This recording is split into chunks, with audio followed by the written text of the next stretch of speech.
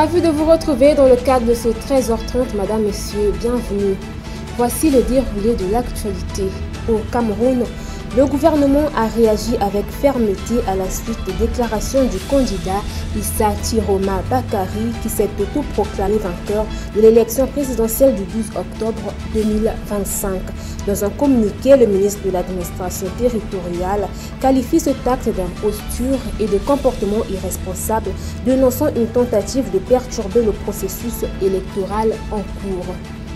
Raila Odinga, ancien Premier ministre du Kenya et l'un des visages les plus emblématiques de la scène politique est-africaine, est décédé à l'âge de 80 ans ce mercredi matin à Kochi en Inde à la suite d'un arrêt cardiaque.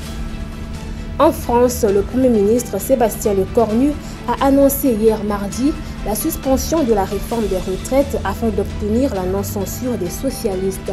Une décision forte qui va à l'encontre de l'héritage que s'est laissé Emmanuel Macron et qui pose plusieurs questions.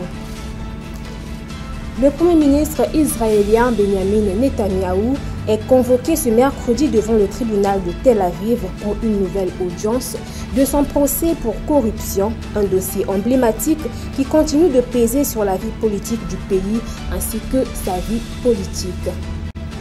Israël va autoriser mercredi la réouverture du point de passage de Rafah entre l'Égypte et Gaza pour permettre le transit d'aide humanitaire, rapporte la radio-télévision publique israélienne.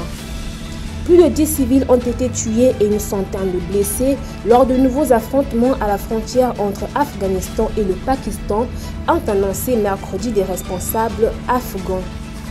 Et enfin, le président américain Donald Trump a reproché mardi à la Chine de ne plus acheter de soja aux États-Unis et a affirmé que son pays pouvait en représailles cesser d'importer de l'huile de cuisson en Chine. Et voilà, Madame, Messieurs, c'est la fin de cette édition. Je vous remercie de l'avoir suivi. À très bientôt.